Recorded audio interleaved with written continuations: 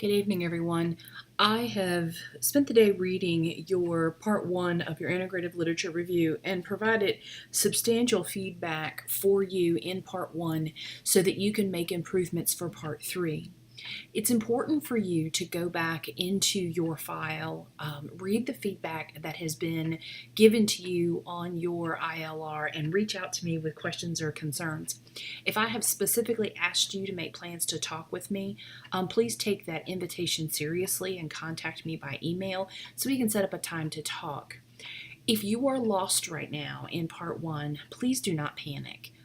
It is a really tough assignment, and it is not uncommon for part one to be more challenging than anticipated.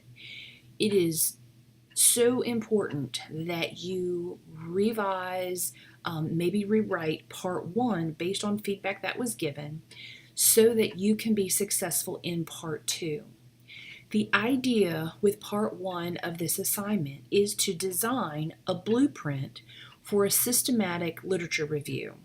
Systematic literature reviews imply that if you delineate your key terms, your search parameters, and your methodology and databases that you will use to search your question, I should be able to follow the blueprint that you have written about, put in the information into the same database you have used, and find the same results.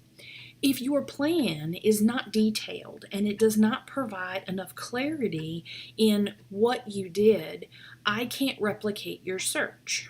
Now, the reality is, I am not likely to replicate your search unless your search seems questionable. But I should be able to use the strategies, the information, and the details that you've provided as a blueprint and come pretty close to finding what you have found when you do your matrix. If you have not provided that level of detail and clarity, I've asked you to go in and revise this. I want you to remember that part one is future-oriented. This is your plan to do your integrative literature review. At this point, you are not expected to have already gone into the literature and pulled articles, and my hope is that you haven't already done that because you're likely to need to polish, adjust, and revise part one so that you are on the right foot for part two. That being said, I want to hit some highlights. When you look at clarity of writing, I think I may have said this before, your sentences should be short and clear. I want you to avoid using adjectives and adverbs that are unnecessary. Extremely, very, significantly so, things that we use to make an exaggerated point but may not really be accurate. You want to use as many precise words as you can. This helps clarity for your reader, so think about if you were going to use this content and put it in a published article, you would want people to have a very clear idea of exactly what you mean and that what you've written is factually accurate. Even better if it's supported with scholarly material. So be precise in your wording and avoid adjectives and adverbs that are unnecessary. In your keywords, you need to be clear about which keywords you're going to use and define those keywords so that the person that is reading your paper understands what you mean. If you are referring to the adult population, how are you defining adult? Do you mean over the age of 18 until their demise? Do you mean 18 to 65, when 65 afterwards becomes a gerontology population? What do you mean by adult? You're going to need to define those terms. If you're talking about nursing students, what kind of nursing students? Are the associate degree students considered nursing students? Are you going to include licensed vocational nurses? They're nurses. Do you mean graduate nurses? Are bachelor's prepared nurses your target audience? If there is a potential that the key term you are using has any vagueness to it, you want to explain exactly what you mean. If you say your outcome is increased knowledge, well, for us nurses, we have all sorts of knowledge. We have our clinical knowledge, we have our skills knowledge, we have our professional knowledge. There's so many ways that you can approach knowledge. Be clear of what this means. I know right now this feels tedious, but it is so important that you understand the precision of this process, because you're going to be, hopefully you're going to be using this process after you graduate, but at a minimum, you will be an end user of research. So if you better understand the process that goes into it, you're going to have better clarity in how you're going to approach gathering your own literature to answering your own practice-related questions.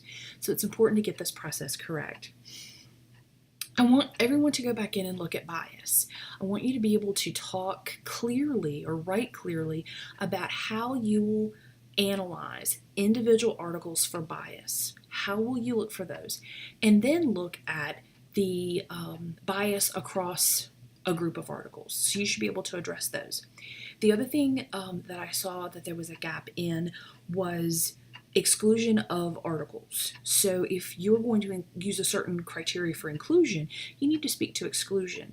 In your exclusion, especially for your integrative literature review, there is a level of evidence chart that is in your instructions.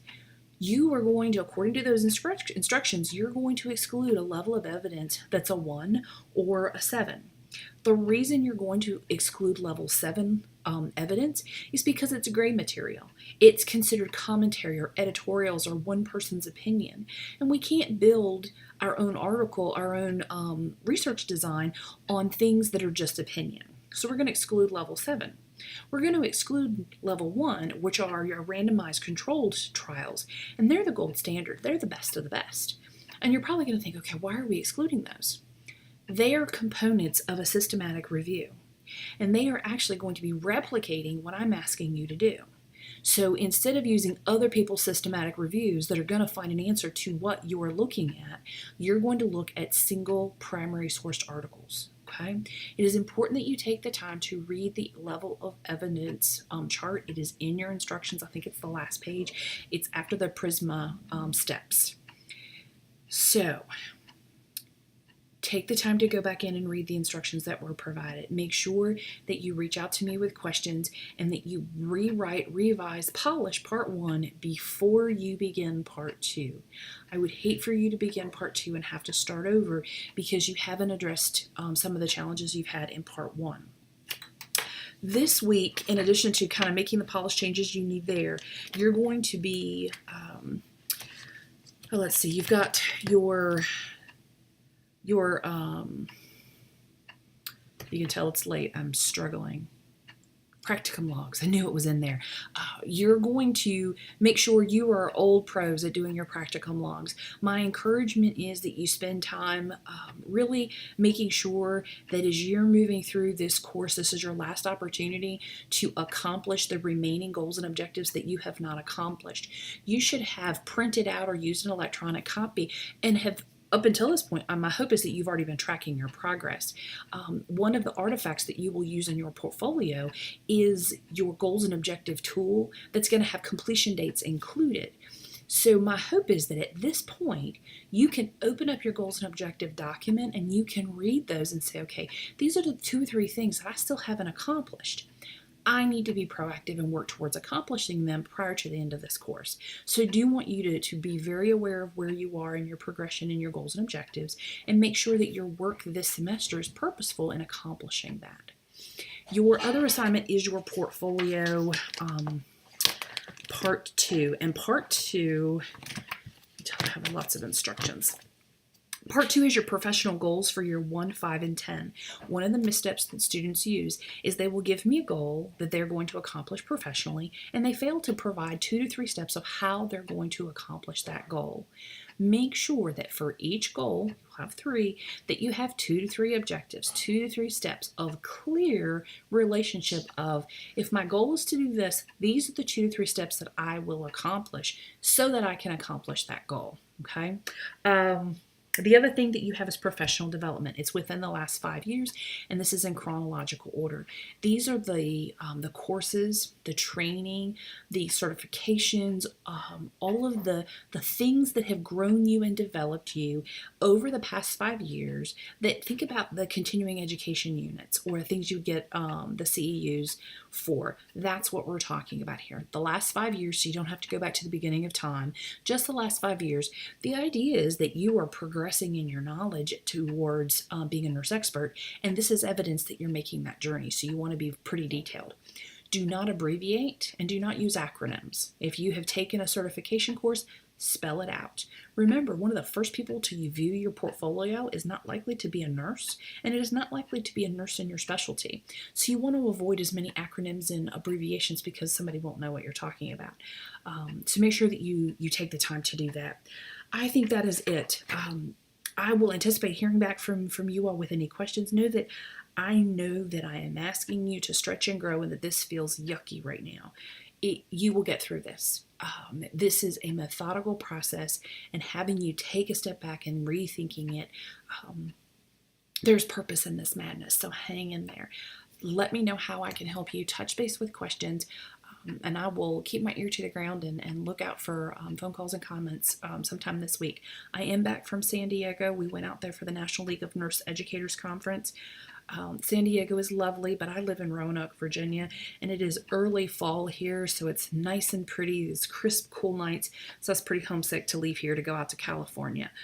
So it was lovely while I was there. Learned lots of things, but I am glad to be home. I'm still a little jet lagged. I got back last night about midnight, so my sleep is a little off, so I'm going to go try to catch up on that. You guys stay in touch. Take care.